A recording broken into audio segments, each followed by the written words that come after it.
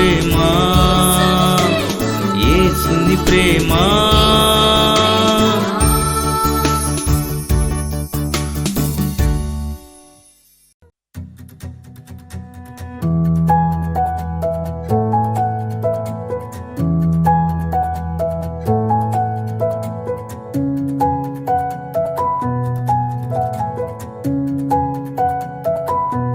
స్తుతి నైవేద్యం. దేవుని రాజ్యభారము. ఎవరైతే ప్రభువుని నమ్ముకుంటారో, నమ్మి బాప్తిజం పొందుతారో, వాళ్ళు చీకటిలో నుంచి ఆశ్చర్యకరమైన వెలుగులోనికి వచ్చి దేవుని యొక్క వెలుగు రాజ్యంలోనికి మనం ప్రవేశిస్తాం. ఈ భారముతోనే ప్రభువు తన బిడ్డలను ప్రేరేపిస్తూ ఉంటుంటాడు. పాటలు పాడమని, సాక్ష్యాలు చెప్పమని, వాక్యాలు చెప్పమని, అండ్ మిషనరీగా నువ్వు ఉండాలని ఎక్కడెక్కడికో పంపిస్తాడు. ఆయన నమ్మిన వారికి ఆయనతో ఎక్కువ ఆశ కలిగి ఆయనతో సహవాసం చేసే వాళ్ళని దేవుడు ప్రత్యేకించి పిలుచుకుంటాడు. దేవునికి స్తోత్రం చెల్లిందాం. వాళ్ళు ఏం చేస్తారంటే సువార్తను ప్రకటిస్తారు. క్రిస్మస్ రూపాన్నో, గుడ్ ఫ్రైడే రూపాన్నో, ఏదైనా సందర్భం వస్తే చాలు సువార్తను ప్రకటించడానికి వాడుకుంటుంటాడు. ఎందుకంటే దేవుడు ఆ భారాన్ని ఆయన పెడతాడు. ఎందుకంటే ఆయన భుజము మీద రాజ్యభారం ఉందట. దేవునికి స్తోత్రం చెల్లిందాం.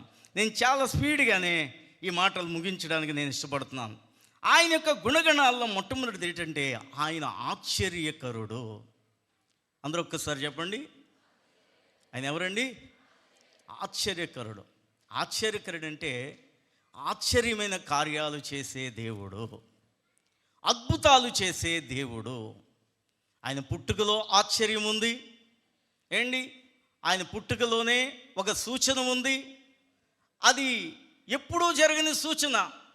యేసు ప్రభువారు బైబిల్ గ్రంథంలో ఎన్నో అద్భుతమైన కార్యాలు చేయడం మనం చూస్తాం. ఎర్ర సముద్రమును మోషే ద్వారా పాయలు చేయించాడు. ఏంటి? మన్నాను కురిపించాడు ఆకాశంలో నుంచి 40 సంవత్సరాలు ఇశ్రాయేలును పోషించడానికి. బండలో నుంచి నీళ్లను ఉబికించాడు. యొర్దానును కూడా పాయలు చేయించాడు యెహోషువ చేత. ఇక బైబిల్ గ్రంథంలో చూస్తే ఎన్నో అద్భుతాలు ఉన్నాయి, ఆశ్చర్యమైన సంగతులు ఎన్నో ఉన్నాయి. అయితే అన్నిటికంటే గొప్ప ఆశ్చర్యము ఏంటంటే ఆయన కన్యకైన మరియకు పరిశుద్ధాత్మ శక్తి ద్వారా జన్మించడము గొప్ప సూచన. దేవునికి స్తోత్రం చెల్లిందాం. ఇంకొక ఆశ్చర్యం ఏంటంటే ఒక మనిషి మారటము గొప్ప ఆశ్చర్యం. యేసు ప్రభువారిని నమ్మాలంటే ఉట్టినే ఎవరు నమ్మరు. ఏదైనా ఈ లోకంలో నమ్ముతారేమో కానీ దేవుణ్ణి మాత్రం ఊరికినే ఎవరు నమ్మరు. ఏదో ఒక గొప్ప కార్యం మన జీవితంలో జరిగితేనే ఆయన మనం నమ్ముతాం. ఈ లోకము ఎలాంటిదంటే మోసపోయే మాటలను నమ్ముతుంది. ఒకడు వస్తాడు మన రోడ్డు వెంట, బొమ్మజముడు, నాగజముడు, కత్తి మందు, కిత్తనార, కొత్తిమీర అంటూ వాడి దగ్గరికి వెళ్ళి మనం చేయి చూపించుకుంటాం. నా జాతకం ఎలాగుంది, నేను ఎలాగుంటాను, నేను ఎలా బ్రతుకుతాను.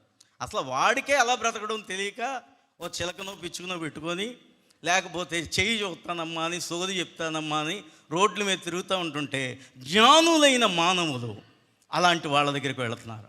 ఈ రోజున తన్నే బాబాల దగ్గర కూడా వెళ్ళి తన్నించుకుంటున్నారు డబ్బులు ఇచ్చి. అలాంటి వాళ్ళు కూడా పెద్ద పెద్ద వాళ్ళు, మహానుభావులు అనేవాళ్ళు, లేకపోతే ముఖ్యమంత్రులు, ప్రధానులు అందరూ వెళ్ళి వాళ్ళకి నమస్కారం చేస్తున్నారు. ఈ లోకం దేనిని నమ్ముతుందంటే మోసాన్ని నమ్ముతుంది. కానీ దేవుణ్ణి నమ్మితే నీ జీవితంలో ఆయన ఆశ్చర్యకరుడు కాబట్టి అద్భుతమైన కార్యాలు నీ జీవితంలో దేవుడు చేస్తాడు. ఎర్ర సముద్రం పాయలు చేయటమే అద్భుతం కాదు, ఆశ్చర్యం కాదు.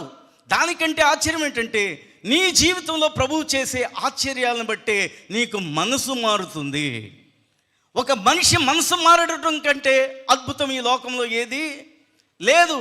పాపి అయిన మానవుడు, ఒక త్రాగుబోతు అయిన మానవుడు, వ్యభిచారి అయిన మానవుడు, జూదగాడైన మానవుడు, ఎందుకు పనికిరాను అనుకుంటున్న ఒక మానవుడు ప్రభువు చేసే వాని జీవితంలో చేసే ఆశ్చర్యమైన కార్యమును బట్టే మనసు మారుతుంది.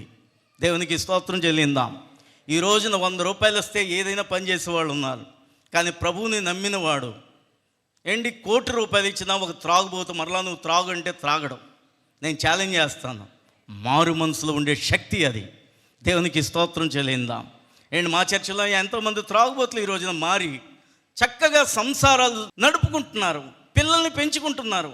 ఒకప్పుడు బేవర్సలుగా ఉండేవాళ్ళు, ఎందుకు పనికిరాడు అనుకునేవాళ్ళు.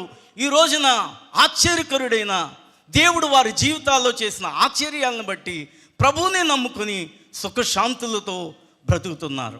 ఆయన ఆశ్చర్యకరుడు కాబట్టి నీ జీవితంలో కూడా ఆశ్చర్యమైన స్వస్థతలు దేవుడు జరిగిస్తాడు.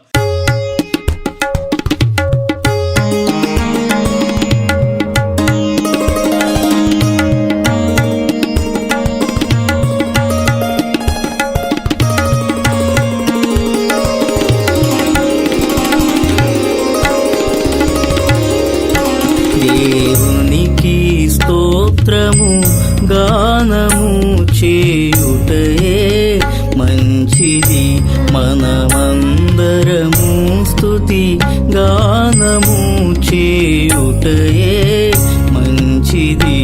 దేవునికి స్తోత్రము గానము చేయుటయే మంచిది, మనమందరము స్తుతి గానము చేయు